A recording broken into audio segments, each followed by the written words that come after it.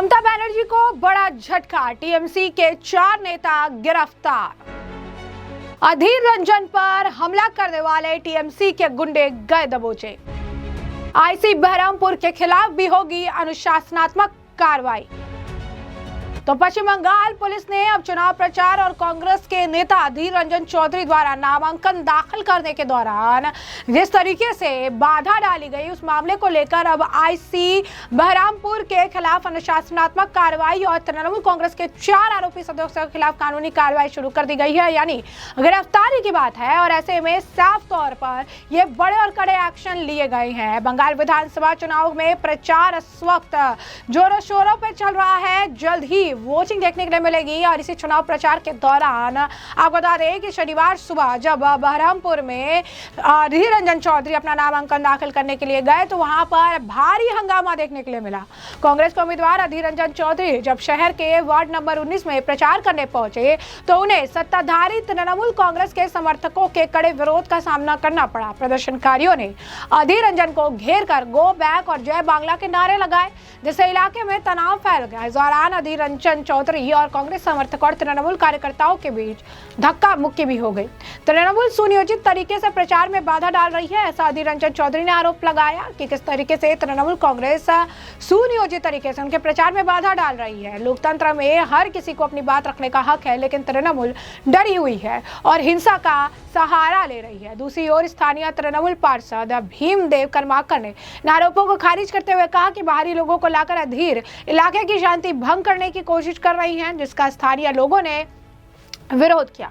विवाद इतना बढ़ा कि दोनों दलों के कार्यकर्ताओं के बीच धक्का मुक्की शुरू हो गई, जिसे नियंत्रण करने के लिए पुलिस को काफी मशक्कत करनी पड़ी। इस घटना के विरोध में कांग्रेस कार्यकर्ताओं ने नवग्राम के पंचग्राम इलाके में सड़क जाम कर प्रदर्शन किया। अधीर ने इस मामले की शिकायत चुनाव आयोग से की है। बता दें कि इसे लेकर एक नर्सिंग होम के बाहर उन्हें इसी तरह के विरोध का सामना भी शुक्रवार को करना पड़ा था। अधीर रंजन चौधरी इस मामले को लेकर जब वहां पर गए हुए थे, प्रोटेस्ट लगातार उनके खिलाफ जो है गए थे। तृणमूल कांग्रेस इस तरीके से तमाम चीजें कर रही थी, उन्होंने बयान भी दिए थे। क्या कुछ कहा था उन्होंने, सुनिए। मनोनयन पत्र दाखिल कर चुके थे तो गाड़ियाँ दिले भालो है भीड़ तो लगातार मैंने पिछले 5 दफे नॉमिनेशन मतलब मनोनयन पत्र जमा किए थे।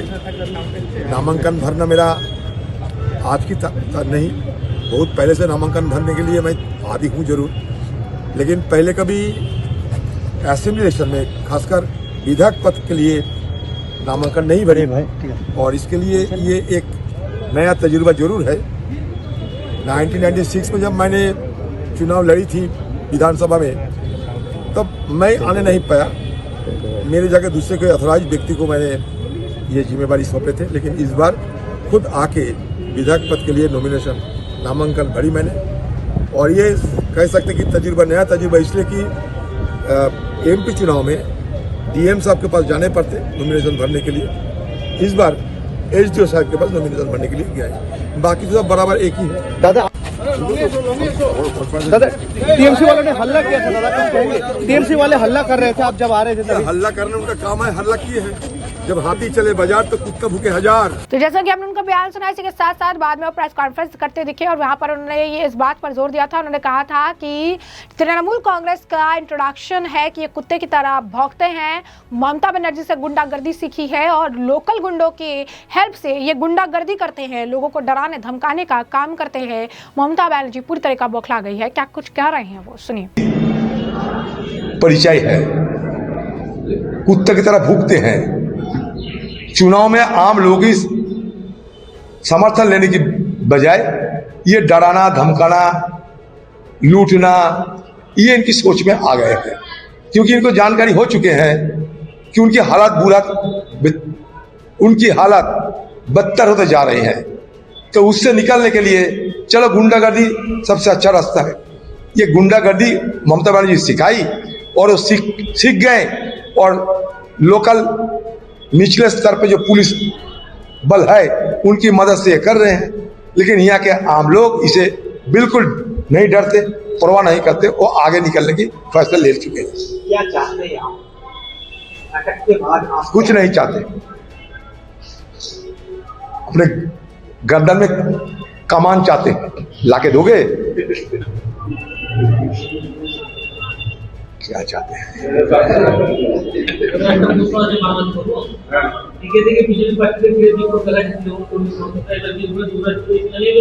तो जैसे कि आपने उनका बयान सुना, इसी के साथ साथ सुकांत मजूमदार भी ममता बनर्जी पर जमकर निशाना साधते नजर आई। उन्होंने भी कहा कि ममता बनर्जी किस तरीके से बौखला गई है। एसआईआर प्रक्रिया और मालदा इंसिडेंट को लेकर भी काफी कुछ कहते दिखे। वो सुनिए क्या कुछ कहा उन्होंने। It is a matter of great concern that our judicial magistrates, 7 judicial magistrates, they have been hostage, taken into hostage, and the thing that happened with their vehicles in presence of the police officials, it is really a matter of threat for the internal security of this country, and these things should be investigated properly.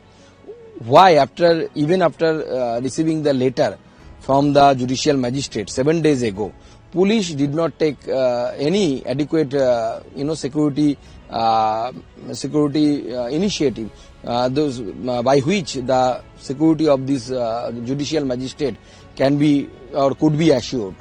So this is a fault, and it should be thoroughly investigated. So do you think following the situation, conducting election is possible in Bengal?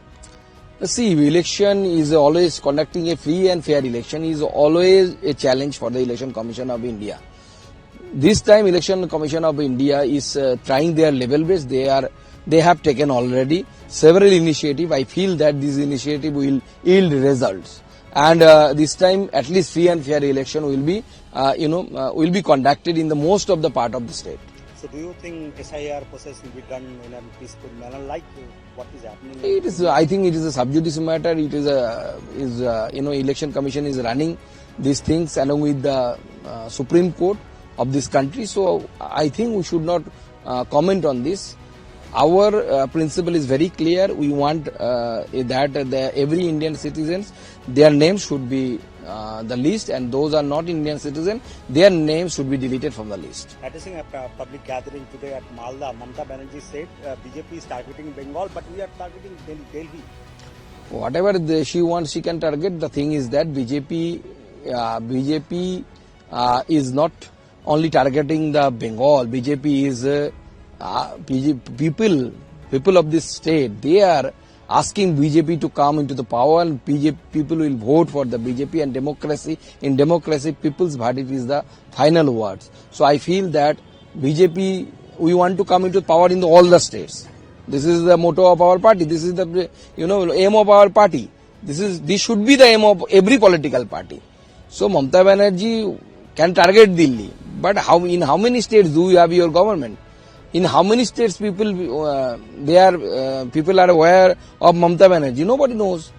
So this is the kind of challenge. I can say that it's a Mungeri Lal ke Hasin Sapne. She also said that we had asked Congress to fight together against this SIR process, so they could not help us.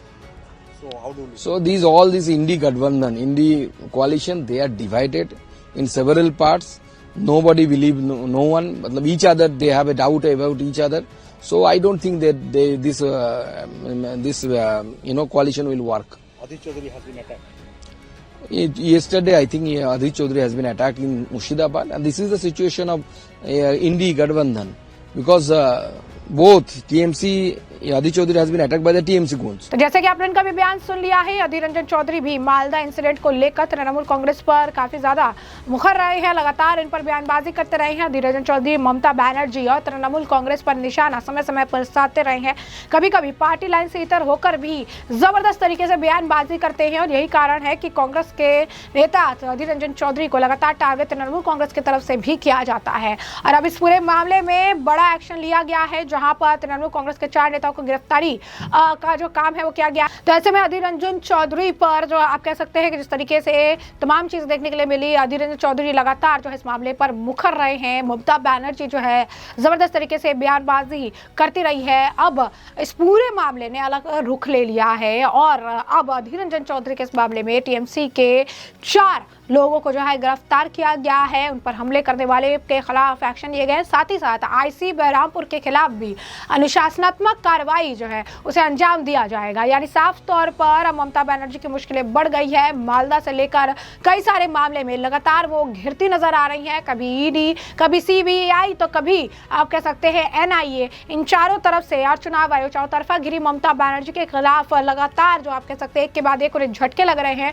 और अब अधीर रंजन चौधरी के मामले में भी ये बड़ी कार्रवाई ही ममता बनर्जी के लिए एक झटके के तौर पर देखी जा रही है। तो ऐसे में हमने आपको जो पूरा मामला है विस्तार से बता दिया है कि ये पूरा मामला क्या है, और इस पूरे मामले पर अब आपकी भी जो राय हो कमेंट सेक्शन में कमेंट करके जरूर से जरूर साझा करिएगा। धन्यवाद।